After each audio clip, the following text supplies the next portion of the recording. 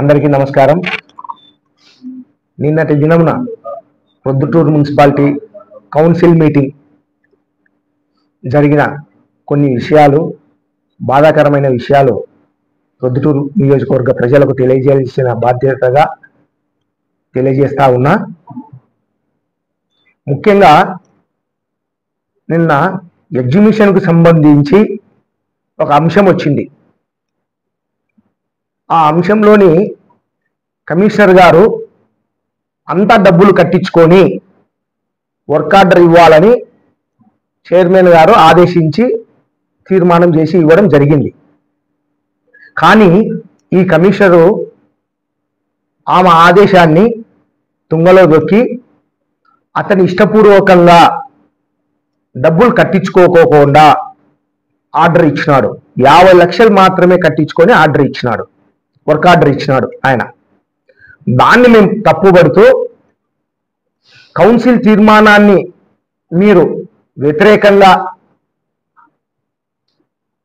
ఈ విధంగా ఆర్డర్ ఇవ్వడం తప్పు అని మేము కమిషనర్ను ప్రశ్నిస్తూ ఉంటే, ప్రొద్దుటూరు నియోజకవర్గ శాసనసభ్యుడు నంద్యాల వరదరాజుల రెడ్డి గారు అది కోర్టు పరిధిలో ఉంది కాబట్టి దాన్ని మాట్లాడాల్సిన అవసరం లేదు అని మైకు తీసుకొని చెప్పడం జరిగింది. ఎంత హాస్యాస్పదంగా ఉంది అని అంటే, ఒక కాంట్రాక్టర్కు ఒత్తాసు పలికి వరదరాజుల రెడ్డి గారు 90 లక్షల రూపాయలు ఈ రోజుకి కట్టాల్సిందే కట్టకోకుండా అతను యథేచ్ఛగా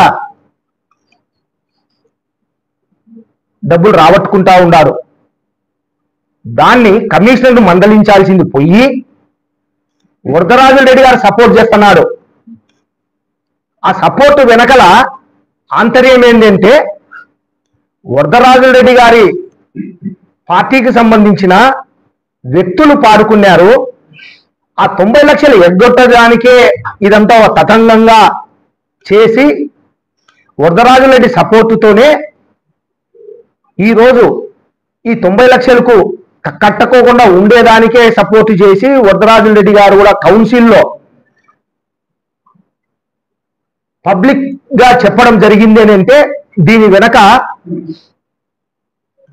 డబ్బులు ఎగరగొట్టేదానికే ఇదంతా అనేది తేట తెల్లమైంది. గతంలో చెప్పేవాడు నేను నీతివంతుణ్ణి నిజాయితీ పరుణ్ణి.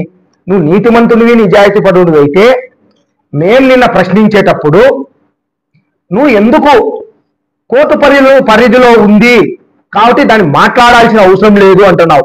అంటే కోర్టు పరిధిలో ఉంటే మాట్లాడకూడదా? ప్రజా సమస్యల పైన కౌన్సిల్ హాల్లో మాట్లాడే బాధ్యత మాకుంది, కౌన్సిలర్లకు ఉంది, చైర్మన్కు ఉంది. 90 లక్షలు పెద్ద ఆయన 90 లక్షలు ఏమన్నా కట్టినాడా? ఇంతవరకు కట్టలే. మళ్ళా దానికి తోడు 100 రూపాయలు రాబట్టినాడు.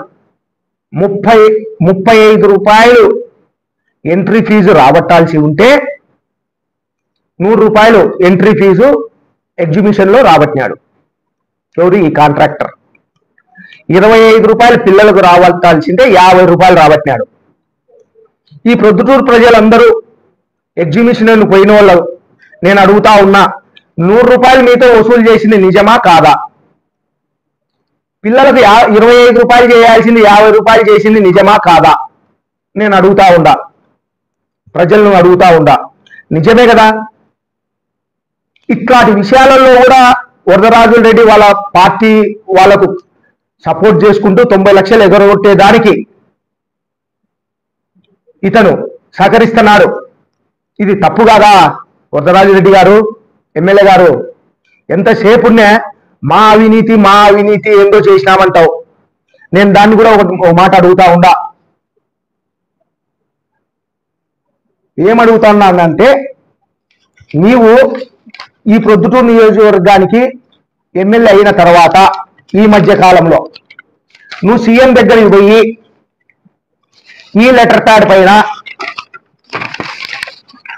ఈ ప్రొద్దుటూరు మున్సిపాలిటీలో జరిగిన వర్కుల పైన ఇది అన్ని వర్కులు అవినీతి జరిగింది, అవినీతిమయమైంది ఈ ప్రొద్దుటూరు మున్సిపాలిటీ అని నువ్వు పోయి 8/7/2024 తేదీన నువ్వు సీఎం గారికి లెటర్ ఇచ్చింది వాస్తవమే కదా. 8/7/2024 సీఎం గారికి లెటర్ ఇచ్చినావు. ఈ ప్రొద్దుటూరులో జరిగిన మున్సిపాలిటీలో జరిగిన ప్రతి వర్క్ పైన విజిలెన్స్ ఎంక్వైరీ చేయమని ఇచ్చినావు. ఈ విజిలెన్స్ ఎంక్వైరీ సీఎం గారు ఏం చేసినారు, డిపార్ట్మెంట్లకు రాసినాడు. సీఎంఓ ఆఫీస్ నుండి 5/8/2024 వచ్చింది సీఎంఓ ఆఫీసు నుంచి. ఇక్కడికి ప్రొద్దుటూరుకు ఈ లెటర్ తీసుకొని ఎంక్వైరీ ఆఫీసర్లు అందరూ వచ్చినారు. కనీసం అంటే 20 రోజులు ఎంక్వైరీ చేసినారు. ప్రతి రోడ్డు తిరిగినారు, ప్రతి కాలువ తిరిగినారు, ప్రతి డివైడర్ చూసినారు, అన్ని చూసినారు. ఇప్పటికీ మీరు ఇచ్చిన లెటర్ ప్రకారము 16 నెలలు దగ్గర అయింది. 16 నెలల కాలమైంది పెద్దయినా మీరు ఇచ్చిన లెటరు. వచ్చి ఎంక్వైరీ చేసుకొని పోయినారు. ఆ ఎంక్వైరీ రిపోర్ట్ ఇంతవరకు మీరు బహిర్గతం చేయలే. ఎందుకు చేయలే? 16 నెలలైనా మీ లెటర్కు విలువ లేదా? సీఎంఓ ఆఫీసు నుంచి వచ్చిన లెటర్కు విలువ లేదా? లేకుంటే ఇక్కడికి వచ్చిన చేసిన ఆఫీసర్లు అవినీతి జరగలేదు అని బయట పెట్టలేదా? లేకుంటే అవినీతి జరిగింది అని బయట పెట్టలేదా? మీరు చెప్పాల్సిన బాధ్యత ఉంది దీనిపైన. 16 నెలల కాలమైన ఎంక్వైరీ చేసుకునే రిపోర్టును 16 నెలల కాలమైన బయట ఎందుకు పెట్టకుండా ఉన్నారు అంటే మా ఉద్దేశం ఏంటంటే, ఇంతవరకు 16 నెలలైనా కూడా ఎంక్వైరీ రిపోర్టు బయట పెట్టలేదు అని అంటే దాంట్లో అవినీతి జరగలేదు అనేదే మేము అనుకుంటా ఉండాం. అవినీతి జరిగి ఉంటే 16 నెలలైనా కూడా బయట ఎందుకు పెట్టరు? అది బయట పెడితే నువ్వు ఈసారి ఆ మాట మాట్లాడేదానికి ఉండదు. అవినీతి జరిగింది అని. అందుకే నువ్వు బయట పెట్టడం లేదు. ఒక్క అవినీతి ఆరోపణ బయట పెట్టలే, ఊరికే మాటలు. మాది కాదు పెద్దయినా అవినీతి. మైదుకూరు రోడ్డు పో, ఎంత దరిద్రంగా ఉందో ఆ మైదుకూరు రోడ్డు. చూస్తే ప్రతి ఒక్కరు నిన్ను తిట్టుకునే వాళ్ళే ఉన్నారు మైదుకూరు రోడ్లో. అంత దరిద్రంగా ఉంది ఆ మైదుకూరు రోడ్డు. ₹1 కోటి ఖర్చు పెట్టి 5 కోట్లు వసూలు చేసినారు. వసూలు రాజా ₹1 కోటి ఖర్చు పెట్టినారు కాలువలకు, 5 కోట్లు వసూలు చేసినారు. నిజమా కాదా? మున్సిపాలిటీలో ఒక అంశం మొక్కల గురించి, డివైడర్లో కొన్ని ఎండిపోయి ఉంటే దాన్ని మొక్కలు నాటాలని కమిషనర్ గారు దీన్ని ఎస్టిమేట్ తయారు చేసి కౌన్సిల్కి తెచ్చినాడు. మొక్కలు నాటాలా డివైడర్లో ఎండిపోయినాయని. దీనికి డీసెంట్ ఇస్తారు మీరు, వద్దంట మొక్కలు డివైడర్లలో. మీకు సమక్షంలోనే, మీకు అవగాహన లేదు, దీన్ని డీసెంట్ అన్నారు. ఇంకొకటి మన పెద్దగుంట దగ్గర 2 టౌన్ బైపాస్ 42 సెంట్ల స్థలం, ప్రొద్దుటూరు మున్సిపాలిటీకి సంబంధించిన స్థలం ఉంది. దాన్ని అన్యాక్రాంతం అవుతుంది అనే ఉద్దేశంతో అక్కడ 2,90,000తో కాంపౌండ్ వాల్ అంటే చైన్ లింక్, దాన్ని పహరీ గోడ కట్టి చైన్ లింక్ నిర్మించాలా. దాంట్లో అంటే వేరే వాళ్ళు ఆక్యుపై చేయకోకుండా ఉండే దానికోసం పహరీ నిర్మించాలనే ఒక ఎస్టిమేట్ తయారు చేసినారు.